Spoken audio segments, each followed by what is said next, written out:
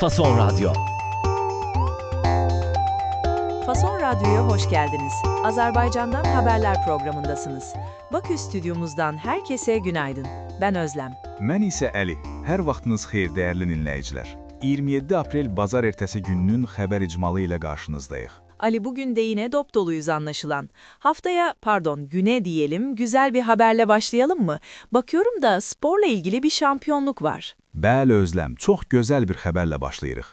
Sərbəst güləş üzrə Azərbaycan millisi, kişilərdən ibarət komandamız Rumıniyanın paytaxtı Buxarestdə keçirilən Avropa çempionatında qızıl medal qazanıb.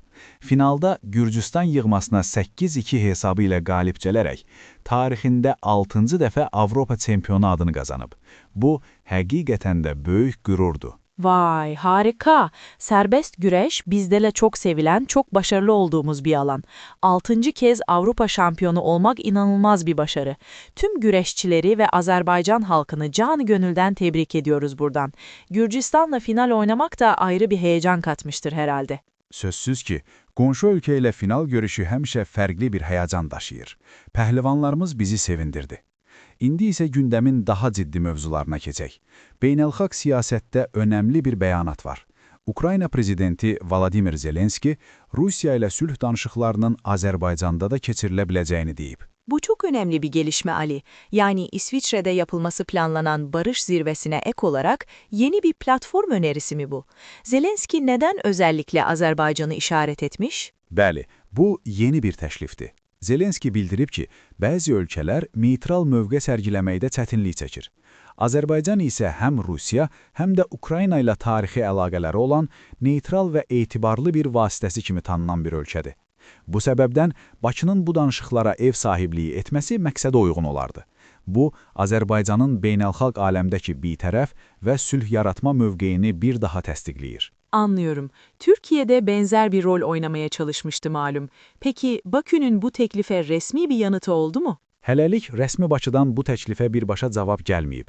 Ancaq diplomatik çevrələrdə Azərbaycanın hər zaman sülh danışıqları üçün konstruktiv platforma təmin etməyə hazır olduğu vurğulanır. Siyasətdən davam edərkən, Türkiyə ilə bağlı bir xəbər də var. Prezident Erdoğan, ABŞ-ın sabiq prezidenti Donald Trump'la bir telefon danışığı aparıb. Evet, bu haberi ben de gördüm. Ama detayları merak ediyorum. Azerbaycan basınında nasıl yer buldu bu görüşme? Neler konuşulmuş? Azərtacın yaydığı xəbərə görə, danışıq zamanı iki tərəfli münasibətlər, regional və qlobal məsələlər müzakirə olunub.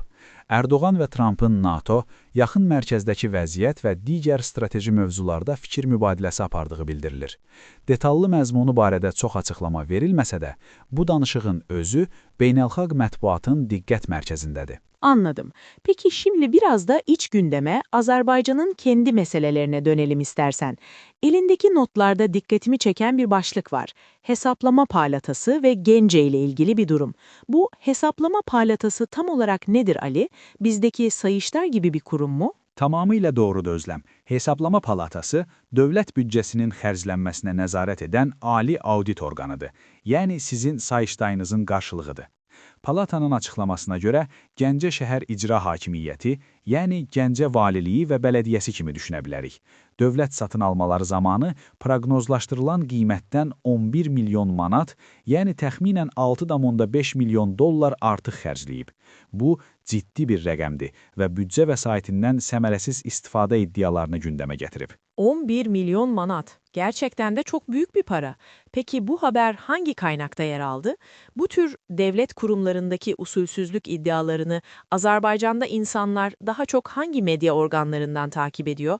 Çünkü resmi haber ajansları bu konulara ne kadar yer veriyor merak ettim. Bu xəbəri BBC Azəri yayımlayıb. Sualına gəlincə, bu çox yerində bir sualdır. Əlbəttə, rəsmi kivlər bu mövzulara çox zaman üzdən toxunur.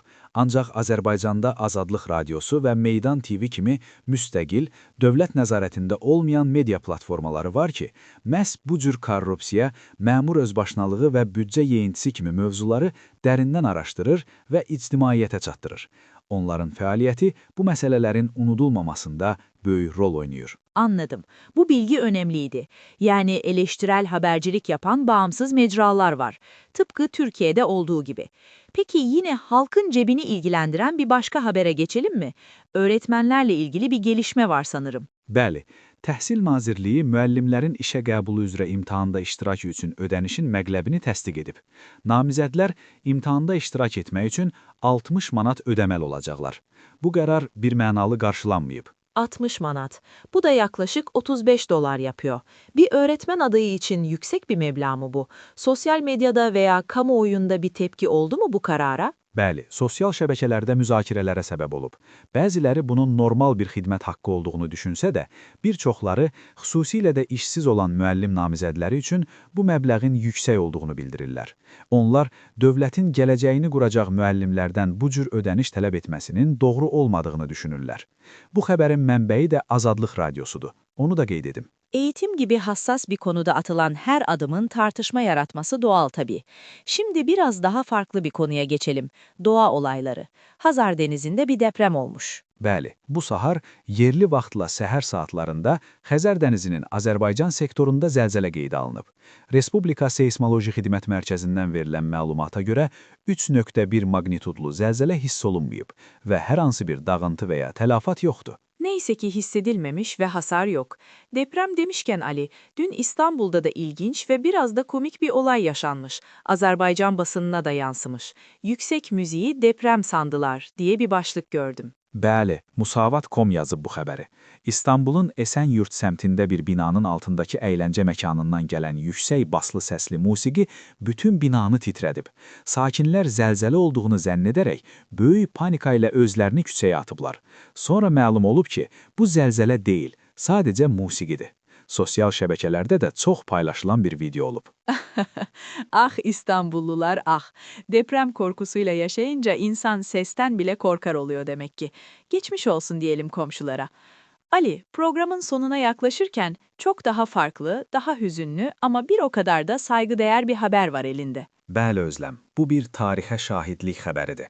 Əmək və Əhalinin Sosial Müdafiəsi Nazirliyinin məlumatına görə, Azərbaycanda 2-ci Dünya Müharibəsinin hazırda cəmi 13 iştirakçısı həyatdadır. Onların hər birinə 9 may qələbə günü münasibəti ilə bir dəfəlik maddi yardım veriləcək. Sadece 13 kişi. Ne kadar hüzünlü ve bir o kadar da kıymetli bir bilgi. O büyük savaşı, o acıları yaşamış, tarihin yaşayan son tanıkları. Allah hepsine uzun ömürler versin. Onlara gösterilen bu vefa da çok değerli. Elə də Özləm, onlar bizim canlı tariximizdir. Bu xəbərlə də bugünkü icmalımızı yekunlaşdırırıq. Bugün de gündemin nabzını tuttuk sayende Ali. Ağzına sağlık. Fason Radyo'da Azerbaycan'dan haberleri dinlediniz. Yarın yine aynı saatte buluşmak üzere, hoşça kalın.